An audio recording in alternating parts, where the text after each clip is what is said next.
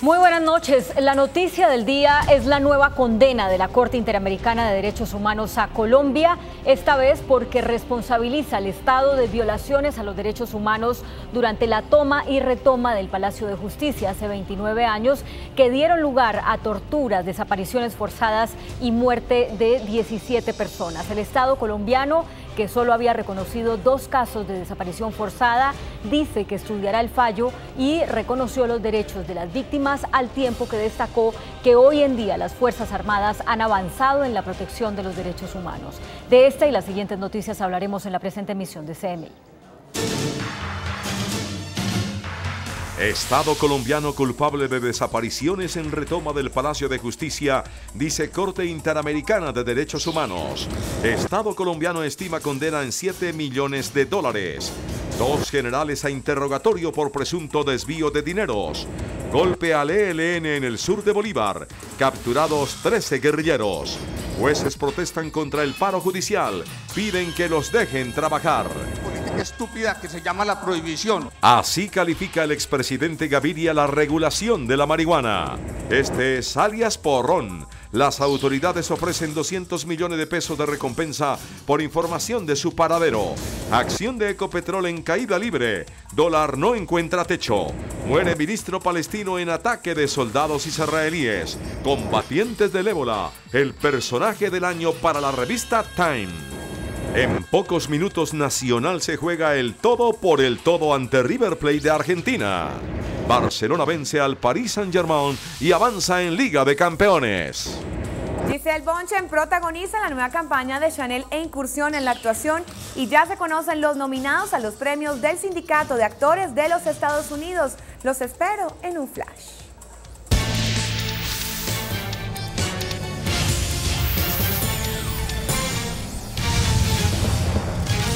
El fallo de la Corte Interamericana de Derechos Humanos, que condena por vez número 15 a Colombia, dice que hubo un modus operandi para desaparecer personas. Estos son los aspectos más destacados de la sentencia de más de 2.000 páginas. Durante 2 años, 5 de los 7 jueces que componen el Tribunal Internacional analizaron los hechos ocurridos el 6 y 7 de noviembre de 1985, cuando un comando del M-19 se tomó el Palacio de Justicia y el ejército reprimió el ataque a sangre y fuego. La Corte decidió acoger los argumentos presentados por los familiares de 7 personas que desaparecieron en los hechos, entre ellos el administrador de la cafetería del Palacio, Carlos Rodríguez Vera, y de Irma Franco, una de las guerrilleras que hizo parte del grupo que se tomó la edificación. La sentencia concluye que en los hechos fueron retenidos por miembros del ejército de manera ilegal y torturados los entonces estudiantes Yolanda Santo Domingo y Eduardo Matson. También responsabilizan a los militares de la retención ilegal, desaparición forzada y posterior ejecución del magistrado auxiliar Carlos Horacio Urán. Representantes de las víctimas celebraron la sentencia. Es un fallo que claramente indica que frente a estos crímenes no se podrá aplicar amnistías ni se podrá invocar la prescripción por cuanto se trata de graves violaciones de derechos humanos. La Corte en su decisión exige que se reparen a los familiares de las víctimas y se agilicen los procesos en curso para terminar de esclarecer los hechos. Y tras conocerse el fallo, el gobierno colombiano expidió un comunicado en el que, además de respaldar a las fuerzas militares y decir que las fuerzas militares han evolucionado de manera positiva, va a estudiar el fallo en profundidad para hacer un pronunciamiento de manera más precisa. Pero entre tanto, pues estamos en comunicación con Adriana Guillén. Ella es la directora de la Defensa Jurídica del Estado, la Agencia para la Defensa Jurídica del Estado. Muy buenas noches. Buenas noches, Claudia. ¿El Estado está satisfecho con la decisión de la Corte? El Estado respeta el fallo de la Corte Interamericana, lo respeta porque respeta el sistema interamericano, pero también a las víctimas del caso del Palacio de Justicia.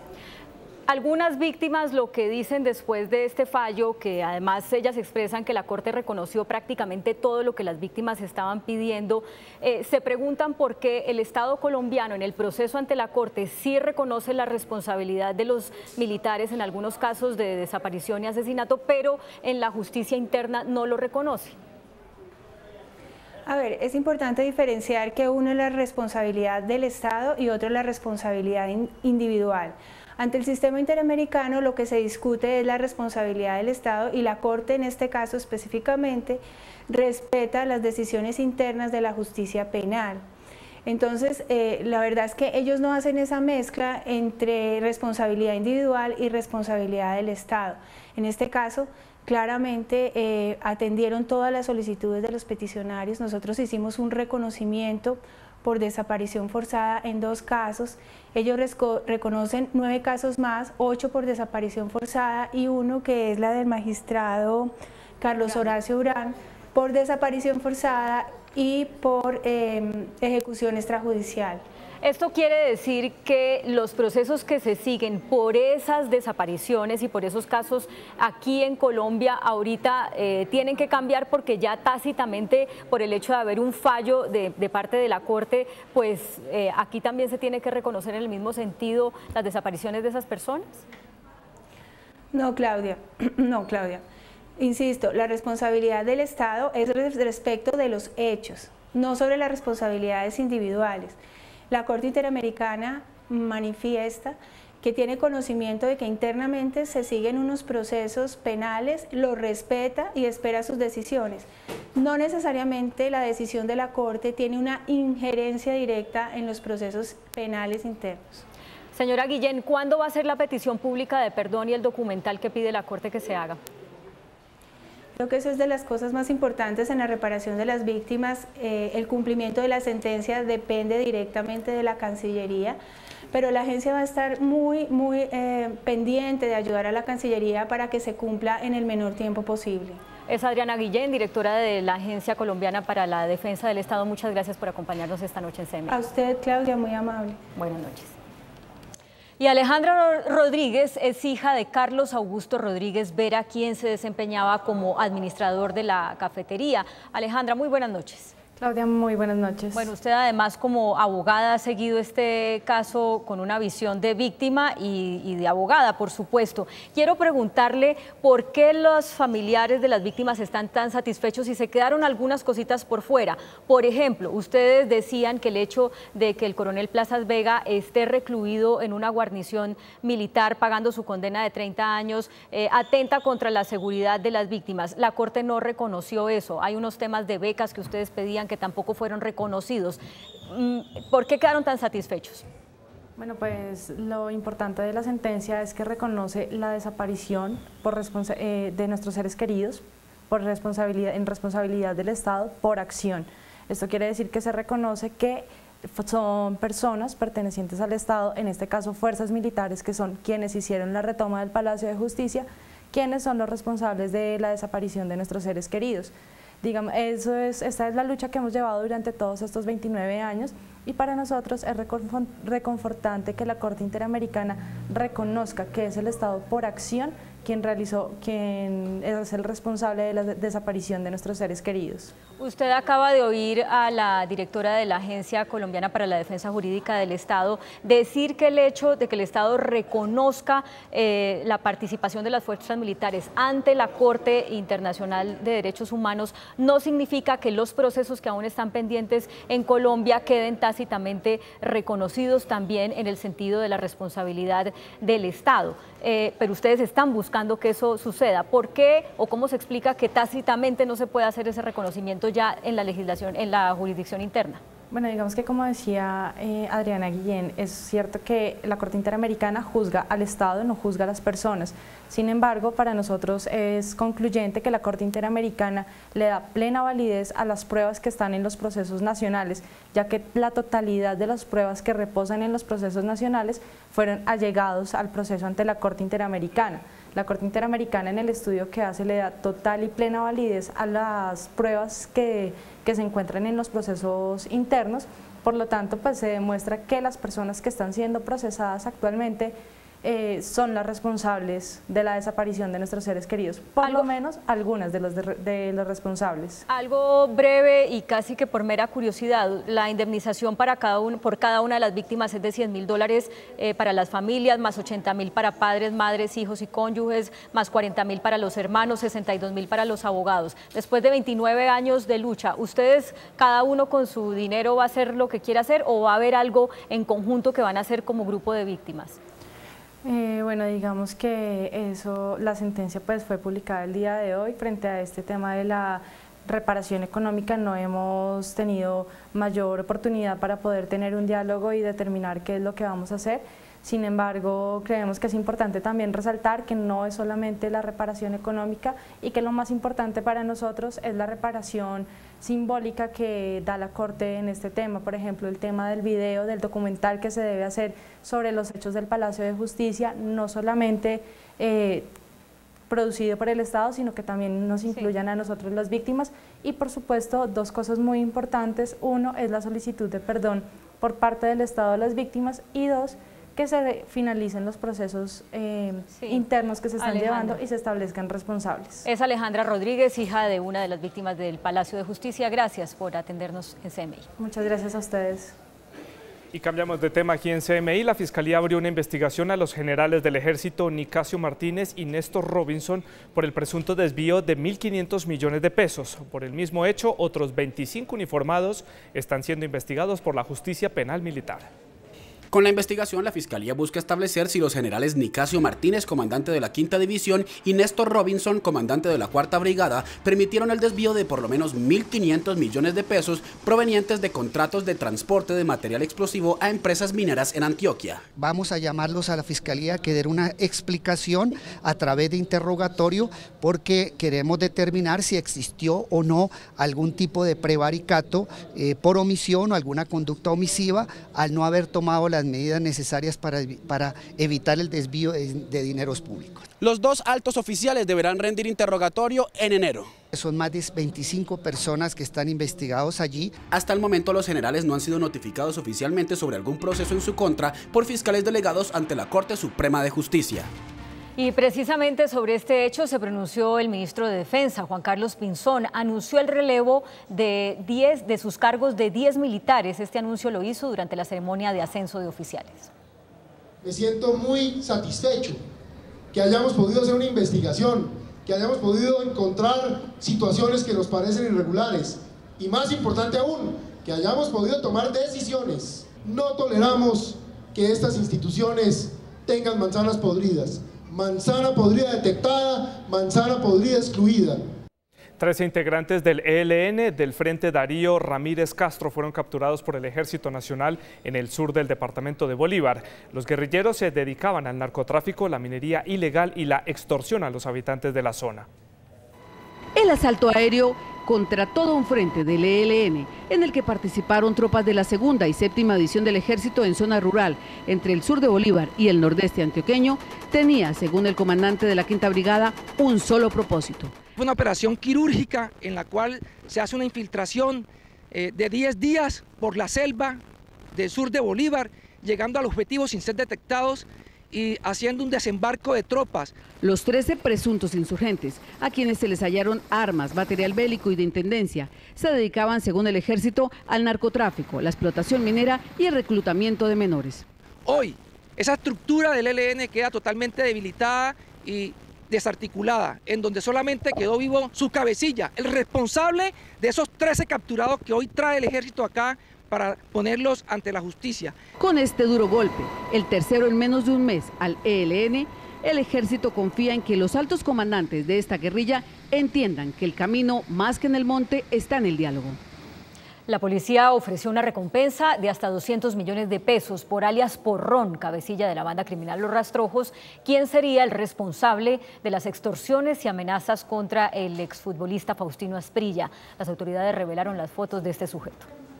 Él es Oscar Darío Restrepo Rosero, alias Porrón, cabecilla de la banda criminal Los Rastrojos, y quien, según el propio Tino Asprilla, lo amenazó de muerte a él y a su familia en las últimas horas. Llegaron unos tipos a mi casa y amenazaron el mayordomo de la finca, me dejaron un número donde me tenía que comunicar urgentemente con un tal Porrón al cual pues yo no me he comunicado, que si no me comunicaba que iba a sufrir las consecuencias a mi familia, iban a matar a mi familia, al mayordomo y a mí. La policía ofreció hoy una recompensa de 200 millones de pesos por información que permita su captura. Alias Porrón tiene bajo su mando cerca de 80 delincuentes distribuidos en pequeños grupos, especialmente en Tuluá, Valle del Cauca, dedicados a cometer homicidios selectivos, extorsiones, tráfico y venta de estupefacientes, desapariciones forzadas y torturas.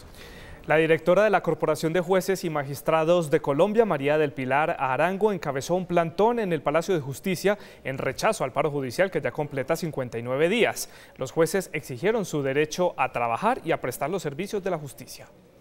Los jueces denunciaron que los funcionarios en paro mantienen el bloqueo de las sedes judiciales y no les permiten el ingreso a sus despachos. Vinimos aquí al Consejo a expresar nuestra voluntad indeclinable de prestar inmediatamente el servicio. El sindicato de Azonal, que presido por el señor doctor Freddy Machado, no permite el ingreso a las instalaciones, a los juzgados, no permite el ingreso de los funcionarios ni de los empleados y por supuesto de los usuarios. Los manifestantes se entrevistaron con los magistrados del Consejo Superior de la Judicatura exigiendo una pronta solución. Los llamamos a la reflexión y les decimos que ya el país no soporta más, que este paro no va para ninguna parte, que no tiene ningún futuro y que la prestación del servicio se tiene que restablecer, recomponer. De no tener una solución, los jueces anunciaron demandas contra los promotores del paro judicial.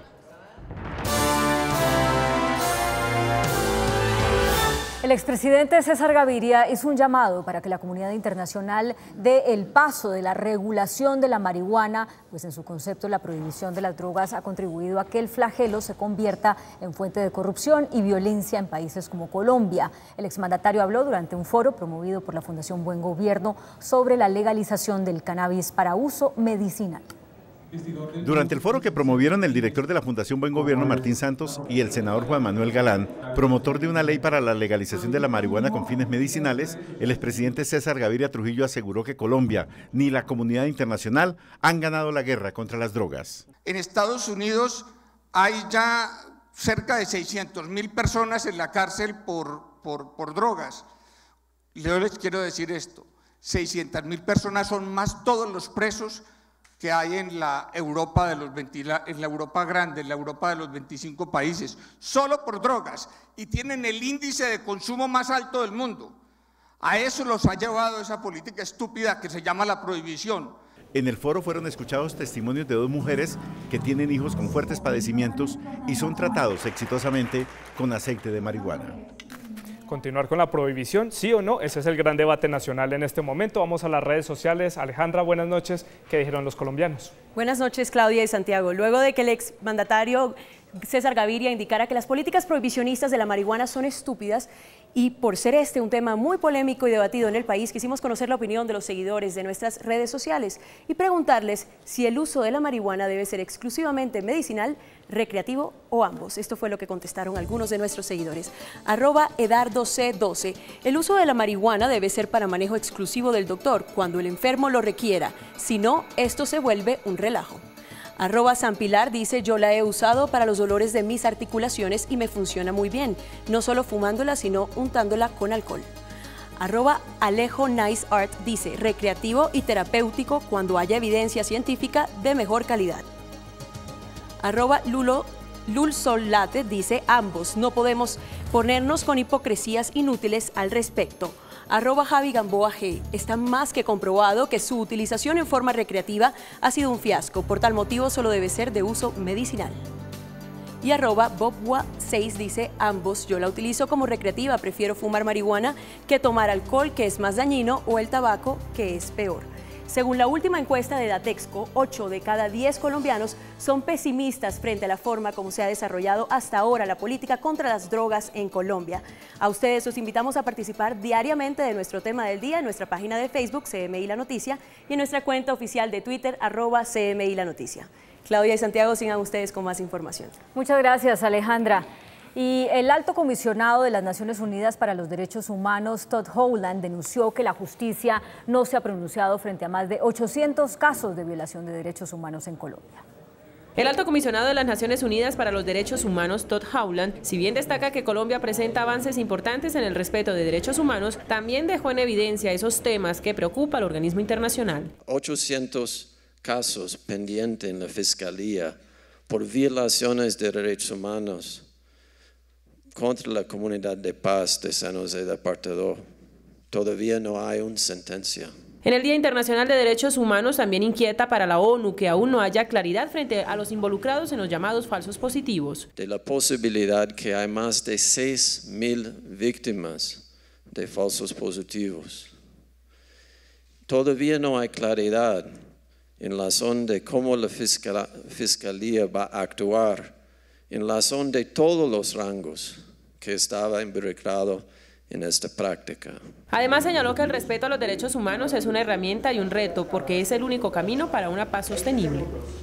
El defensor del pueblo, Jorge Armando Tálora, también denunció una grave situación de violación a los derechos humanos en La Guajira. Reveló que en lo corrido del año 43 menores han muerto por desnutrición en esa zona del país.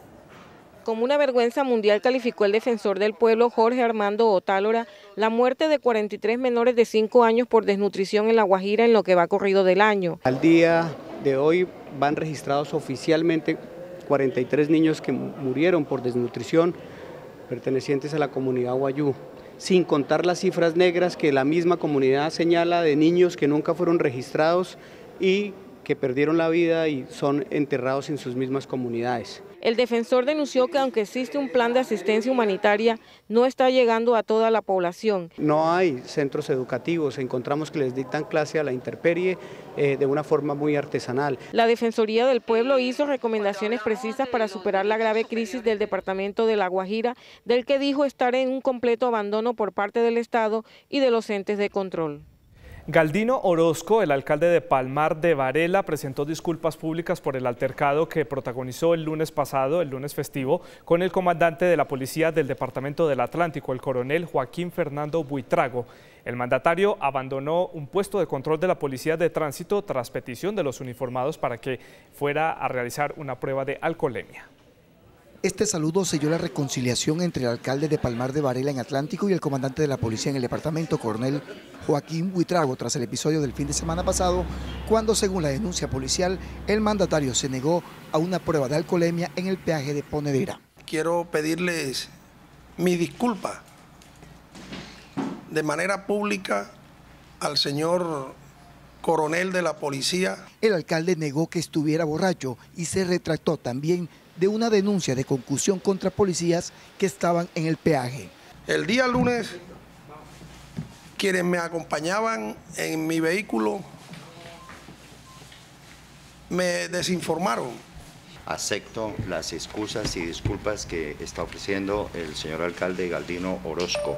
El procedimiento sigue, es un hecho administrativo y obviamente las autoridades que están encargadas de hacerlo cumplir pues harán lo propio. El gobernador del Atlántico, José Antonio Segebre, fue el promotor de esta reconciliación y el alcalde de Palmar de Varela dijo estar dispuesto a responder ante las autoridades que lo requieran. A esta hora, la plenaria del Senado de la República avanza en la discusión del proyecto de reforma tributaria. Como hemos dicho, hay cambios en el impuesto para la reducción de la pobreza y en la contribución especial para la equidad CREE. El 80% de la reforma tributaria se aprobó por parte de la plenaria del Senado. Se avalaron las tarifas para el impuesto a la riqueza en 1,15%, esto en 2015, 1% en 2016, 0,4% en 2017 y desaparece en el 2018.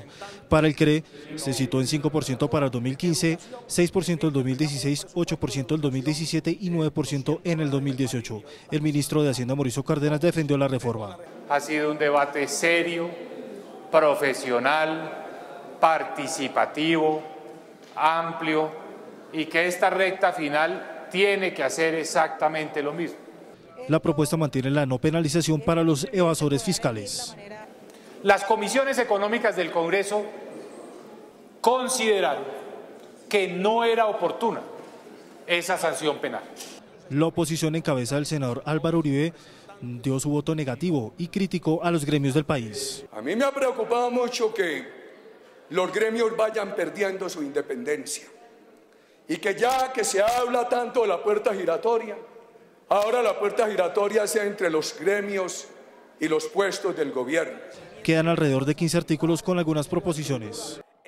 La entrada en operación de las dos centrales más grandes del país, Hidrosogamoso, que es considerada la de mayor capacidad de almacenamiento, e Hidroituango, que funcionará a partir del 2018, las tarifas de energía se reducirán en el departamento de Santander. Así lo aseguró Carlos Alberto Gómez, gerente de la empresa electrificadora de ese departamento.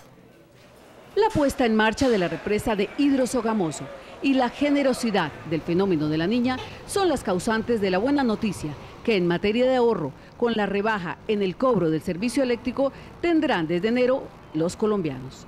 Significa que el precio de Bolsa Energía debe tener una recuperación, significa que el sistema de Santander queda fortalecido desde el punto de vista de confiabilidad. Esta hidroeléctrica, encargada de generar el 10% de la energía nacional, no solo beneficiará el bolsillo de los colombianos, también lo hará con las acciones de Isagen, empresa que estaba en crisis. Estamos en este momento en un proceso de recuperación de un impacto que se dio por un fenómeno del Niño que se anunció de una manera y no se cumplió. Se calcula que en el primer trimestre del año próximo se estandaricen las rebajas en el servicio eléctrico en todo el país. 9,62% cayó hoy la acción de Ecopetrol, cerró en 1.880 pesos. ¿Qué explica este desplome, Carlos? Buenas noches. Claudia, Santiago, buenas noches. Bueno, la principal razón, todos ya la conocemos, la caída en el precio internacional del petróleo, que hoy cayó a $60.94, una caída bien importante acorde con lo que ha sucedido en los últimos días. Miremos la evolución de la acción de Ecopetrol en la siguiente gráfica. Abril 1, 4.030 pesos, en octubre 21, 3.050 pesos y hoy cierra, repetimos, 1.880 pesos. ¿A quién afecta esta tendencia bajista? A más de 400.000 accionistas de Ecopetrol que hoy se preguntan, ¿vender o no vender? Pues le consultamos a unos analistas aquí en CMI y las opiniones están divididas. Unos dicen que es momento de vender porque la acción podría tocar en el corto plazo los 1.400 pesos y otros dicen es mejor comprar porque la acción podría tocar los 2.500 pesos en el corto plazo. Usted debe asesorarse de su analista de bolsa de confianza. ¿Cómo cayeron otras acciones petroleras en el día de hoy? Pacífico y Rubiales más del 11%, Canacol Energy también cayendo más del 14%. Tasa representativa del mercado para mañana 2.381 pesos con 96 centavos. Un euro, 2.950 pesos con 53 centavos y acerca el euro a los 3.000 pesos. Café cae en Nueva York, $1.78 la libra y azúcar en el mercado internacional 15,47 centavos de dólar. Dato de cierre, Colcap, índice Colcap del mercado accionario colombiano cayendo hoy 2,9%, Claudia. Gracias, Carlos. Volvemos con la información internacional. El ministro palestino para asuntos de las colonias, Ziad Abu, falleció tras ser atacado por agentes del ejército israelí. Este hecho fue condenado internacionalmente al mismo tiempo que el presidente de la autoridad palestina ha señalado que su pueblo no se quedará de brazos cruzados ante un crimen injustificado. El líder palestino participaba de una protesta pacífica plantando árboles de olivo como símbolo de rechazo a la ocupación israelí cuando se acercó a un grupo de camarógrafos molesto por la presencia de soldados israelíes que intentaban dispersar a los manifestantes. هذا إرهاب الاحتلال، هذا جيش إرهابي يمارس الإرهاب بحق الشعب الفلسطيني. جينا على أرضنا الفلسطينية نزرع الشجر وزيتون وهم يقومون بالاعتداء علينا من أول لحظة. لا أحد ضرب حجر. De acuerdo con testigos, los soldados enojados por las declaraciones del ministro lo golpearon en el pecho con un fusil y en la cabeza con un casco. El líder se desvaneció y falleció y posteriormente fue trasladado a una clínica donde fue certificado su deceso. This is murder. This is a crime. It is part of a long series in which Israel has killed thousands of Palestinians in cold blood and has enjoyed full impunity. El presidente de la autoridad palestina reprobó los hechos. نحن نحتسبه عند الله شهيدا مع مواكب الشهداء والصديقين. La comunidad internacional condenó el hecho, mientras que los altos mandos de Israel señalaron que el suceso ya está siendo investigado. Kailash Satyarthi de la India y Malala Yousafzai de Pakistán recibieron en la ciudad de Oslo, en Noruega, el Premio Nobel de la Paz 2014. El galardón les fue entregado por su esfuerzo en la lucha en la defensa de los derechos de la infancia en el mundo. En medio del solemne acto, los dos ganadores del reconocimiento al trabajo en pro de los derechos y la defensa de la infancia demostraron que el mundo debe estar unido. I'm proud that we can work together. We can work together and show the world that an Indian and a Pakistani, they can work together and achieve their goals of children's rights. Malala Yousafzai hoy se convierte en la ganadora más joven en la historia de los premios Nobel. Con tan solo 17 años de edad, el reconocimiento la exalta como una ferviente defensora de los derechos de la educación de los niños. Kailash Satyarthi, con 60 años de edad, también fue reconocido con el Nobel de Paz por la Academia Sueca, que resaltó su consigna contra la explotación infantil con el lema "Lucha contra la opresión de los niños y los jóvenes". I represent millions of those children who are left behind. And that's why I have kept an empty chair as to remind us. Nacido en la India en 1954, Satyarthi abandonó su profesión como ingeniero electrónico para combatir el trabajo infantil en su país, el de mayor incidencia de trabajo forzado para menores. Hoy el Nobel de Paz 2014 representa el rostro más conocido de la marcha global contra el trabajo infantil. El Congreso de Estados Unidos está en camino, avanzando en la aprobación de un nuevo paquete de sanciones contra funcionarios de Venezuela. La Cámara de Representantes dio ya luz verde al proyecto que suspende las visas y bloquea los activos de 56 funcionarios que ocupan altos cargos en ese país y que son señalados como responsables de la represión en las protestas contra el gobierno del presidente Maduro, que estallaron en febrero y que dejaron 43 personas muertas. Esta iniciativa había sido aprobada el lunes en el Senado por unanimidad. Ahora solo falta que el presidente Obama sancione esta ley. Aquí otros hechos que son noticia en el mundo hoy. En Estados Unidos, los demócratas y republicanos llegaron a un acuerdo financiero para el presupuesto del 2015, el cual pretende evitar un cierre administrativo como el ocurrido hace un año. El valor acordado fue de 1,01 billones de dólares, cifra con la que se pretende financiar al gobierno federal hasta octubre del año entrante. Se espera que mañana tanto la Cámara como el Senado voten la iniciativa. La Interpol señaló que hay 15.000 ciudadanos extranjeros luchando en las filas yihadistas en Oriente Medio. Este anuncio lo hizo durante una reunión con delegados de 35 países en la que el organismo de seguridad e inteligencia precisa que 800 de los 15.000 extranjeros ya se encuentran identificados y que serían nacionales de Francia, Reino Unido, Australia y Alemania. La Unión Europea condenó las torturas utilizadas por la CIA para obtener información de presos sospechosos o vinculados con el grupo terrorista Al-Qaeda entre los años 2001 y 2008. Al mismo tiempo, la organización internacional descartó que se tenga información sobre la participación de Estados miembros dentro de la ejecución de torturas contra los retenidos. En Brasil, la Comisión de la Verdad, que investigó los crímenes cometidos durante la dictadura militar, aseguró que entre 1964 y 1985 murieron y desaparecieron 434 personas. Durante la investigación se logró identificar a más de 300 agentes represores que no podrán ser llevados ante la justicia por la ley de amnistía dictada en 1979 y que fue ratificada hace 4 años. La presidenta Dilma Rousseff, quien fue torturada en aquella época, se mostró afectada por el informe. En Sudáfrica, la jueza que condenó a 5 años de cárcel al atleta paraolímpico Oscar Pistorius aceptó el recurso de apelación presentado por la Fiscalía contra su veredicto. Sin embargo, rechazó apelar la sentencia de homicidio involuntario que se le impuso el pasado mes de octubre al deportista. Si el veredicto llega a ser revisado y Pistorius es condenado por asesinato, podría enfrentarse al menos a 15 años de prisión. En Filipinas, un ataque bomba en un bus de transporte público dejó un saldo de 10 personas muertas y 34 con graves heridas. La explosión se produjo en cercanías a una universidad del sur del país, en donde rebeldes islamistas y fuerzas militares del gobierno se confrontan desde hace más de 20 años. Los agentes de policía investigan el hecho para encontrar a los responsables. El Barcelona le ganó al Paris Saint-Germain y clasificó de primero en su grupo en la Champions. Ya volvemos. El príncipe Alberto de Mónaco y su esposa se convierten en padres de mellizos. Después de comerciales, detalles del nacimiento en un flash.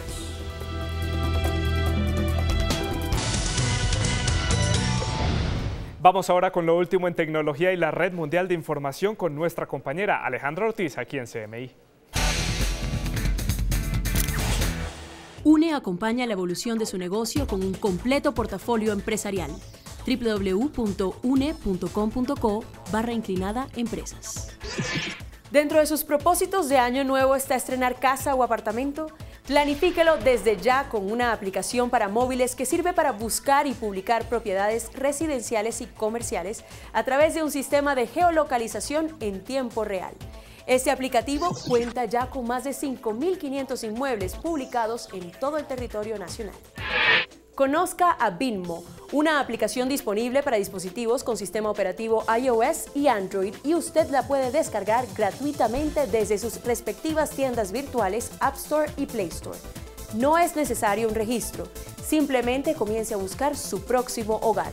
Aquí le da la opción de buscar inmuebles residenciales y comerciales, así como publicar las propiedades que tenga para arrendar.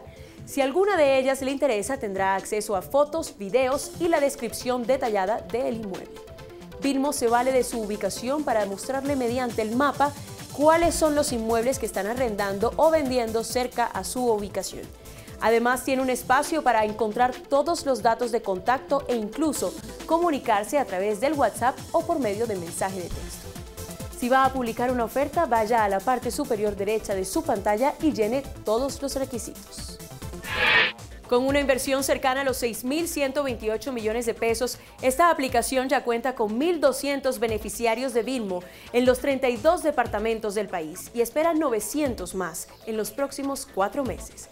Feliz noche para todos. ¿Qué tal? Muy buenas noches. Y Lionel Messi volvió a su normalidad y el Barcelona le ganó al Paris Saint-Germain, quedando primero en su grupo de Champions. Ambos equipos estaban clasificados, pero Barcelona y Paris Saint-Germain buscaban definir el primer lugar del grupo. La sorpresa la comenzó dando el equipo visitante. A los 15 minutos, Zlatan Ibrahimovic silenció el Camp Nou tras vencer a Ter Stegen, 1-0 para los visitantes. Sin embargo, 4 minutos después, el conjunto blaugrana consiguió la igualdad por intermedio de Lionel Messi, tras un pase del uruguayo Luis Suárez. Pocos minutos antes de finalizar el primer tiempo, Neymar desequilibró las acciones y estableció el 2-1, golazo desde fuera del área. En el segundo tiempo, a los 77, llegó la estocada final. Luis Suárez batió al arquero Salvatore Sirigu y sentenció el partido y el primer lugar del grupo para el Barcelona. Ahora el Barcelona espera a uno de los clasificados como segundo. Podría ser el Arsenal. El Manchester City la tenía difícil en Italia. El equipo inglés con jerarquía le ganó a la Roma y clasificó a octavos de Champions. Al Manchester City solo le servía ganar y así lo hizo. El reto no era nada fácil. Tenía que superar a la Roma, que arribaba al encuentro como segundo del grupo E y en el Olímpico de la capital italiana. Ante la ausencia del Kun Agüero por lesión, el que apareció fue el francés Sami Narri, quien al minuto 60 se inventó este golazo para adelantar a los dirigidos por el chileno Manuel Pellegrini. Y faltando 4 minutos para el final, Narri se la dejó servir a Pablo Zabaleta para que el argentino anote el 2-0 y le dé una sufrida clasificación a octavos de final al campeón inglés, que con 8 puntos quedó segundo de su grupo por detrás del Bayern Múnich. Señoras y señores, hoy tendremos campeón de la Copa Sudamericana. Están jugando River y Nacional en Buenos Aires. Monumental con 65.000 espectadores, 2.000 de Nacional, 63.000 hinchas de River. Ahí estamos viendo las primeras acciones. Aquí vemos a Armani, que le quedó. Este es un tiro libre de Cardona. Por arriba, aquí otra vez Armani. El rebote lo va a agarrar el uruguayo Sánchez. Abajo y Armani al tiro de esquina. Hasta el momento el partido va 0-0, 27 minutos de juego. Muy parejo, están llegando los dos equipos. Aquí Teófilo Gutiérrez y Armani, que la saca para un costado. El equipo de ciclismo Astana logró hoy la autorización para seguir compitiendo luego de las investigaciones por doping que sufrieron. La licencia World Tour de la Astana había quedado bajo revisión el pasado 4 de diciembre por decisión de la Comisión de Licencias.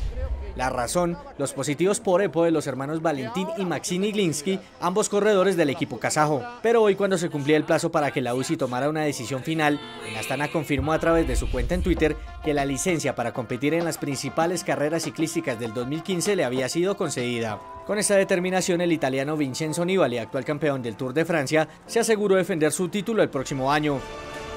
Mientras que el boyacense Miguel Ángel López, campeón del Tour del Avenir y recientemente contratado por el Astana, también tendrá la posibilidad de correr en las principales carreras durante la próxima temporada. Que tengan una buena noche. Acordate siempre, mirá deporte, hacé deporte y los dejo en la mano del entretenimiento. Con esta belleza llamada Julieta Piñeres. Gracias, profe. Hola, muy buenas noches para todos y bienvenidos a este flash de entretenimiento aquí en CMI 7 PM. La actriz Eva Longoria y el actor Ansel Elgort fueron los presentadores para dar a conocer a los nominados a los premios SAG 2015. La cinta más nominada es Birdman, del mexicano Alejandro González Iñárritu, que cuenta con 4 postulaciones. En el Pacific Design Center de Hollywood, en Los Ángeles, Eva Longoria y Ansel Elgort dieron a conocer los nominados a la entrega anual de los premios SAG, que se realizará el próximo 25 de enero.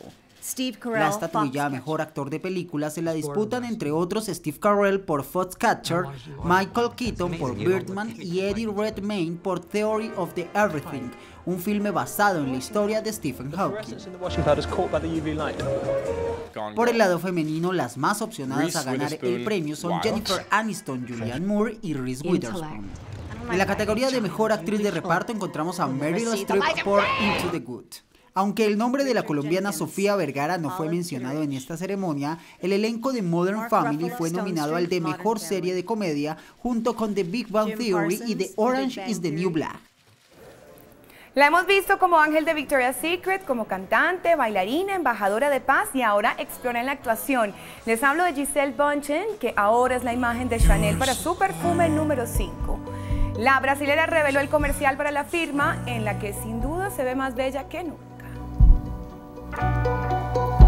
En esta historia de amor, la latinoamericana demuestra su talento en la natación y el surf. El cortometraje fue dirigido por Baz Luhrmann, el mismo que realizó el comercial hace 10 años con Nicole Kidman para la misma casa de moda. En esta ocasión, el glamour se convierte en el hilo conductor, dejando en segundo plano las palabras. En el video puede verse también al actor Michael Huseman de la serie Juego de Tronos. Y la moda masculina se renueva para esta temporada. Mi compañera Luisa Willes les va a presentar las novedades para que ellos luzcan radiantes en esta Navidad. La moda masculina cada vez le apuesta a salirse de lo convencional y en la época de vacaciones y Navidad los diseños para ellos llaman la atención por la combinación de colores y contrastes. Incluso las suelas vienen de tonalidades y los cuadros son un buen comodín. Para el hombre clásico, las napas argentinas, cueros negros, cuero marrón oscuro, las suelas de material. Por otro lado también la línea de blazer. Para el hombre casual, gamuzas turquesas, azules encendidos combinados con naranja, negros combinados con turquesa, marrón combinado naranja, rojo con azul oscuro. Y para el hombre deportivo, sentirse cómodo siempre estará de moda y si eres de los que corren de un lado para otro en las fiestas decembrinas, diseños ligeros y sencillos son una buena opción. Moda masculina inspirada en las tonalidades de los atardeceres de Roma. El príncipe Alberto de Mónaco y su esposa Charlene se convirtieron en padres de mellizos. La pareja recibió a los nuevos miembros reales. La Casa Grimaldi celebra el nacimiento de los hijos del príncipe Alberto y Charlene Winstock. En un hospital de Mónaco nacieron a las 7 de la noche hora francesa los mellizos Jack y Gabriela. El acontecimiento fue celebrado con el disparo de 42 cañonazos desde la terraza del Palacio Fort Antoine del Principado, 21 por cada niño. El pequeño Jack será el heredero de su padre, quien ya tiene otros 2 hijos reconocidos pero que carecen de derechos sucesorios por no ser concebidos dentro de un matrimonio. El bebé ostentará el título de Marqués de Bar, mientras que la pequeña Gabriela, segunda en la sucesión al trono, será la duquesa de Carladel. Los bebés son los primeros mellizos que nacen en esta familia, cuya tradición se remonta al siglo XIII. Antes de despedirme, los dejo con un abrebocas de lo que traerán mis compañeras de Panorama después del noticiero. Una película al barrio Petecuy. Al hijo de Sarita Montiel. Mi pasión es la arquitectura. Este año vamos a tener 2 estrenos. ¿Debe tener sexo todos los días? ¿La Navidad para qué? Hasta aquí este flash de entretenimiento en CMI 7 PM. Andreina los espera en la emisión central. Feliz noche para todos. Casi, Santiago, nos toca gol de Nacional aquí en la final de la Suramericana. Profe, tranquilo. Tranquilo, con este empate si de mantenerse, hay alargue, no hay penales de una, hay alargue. Si de mantenerse el alargue, el empate, hay penales. Bueno, continúa la espera. Así llegamos al final de esta edición de CMI. A las 9:30 más CMI. Y a las 8:50 la información internacional. Ya nos volvemos a ver.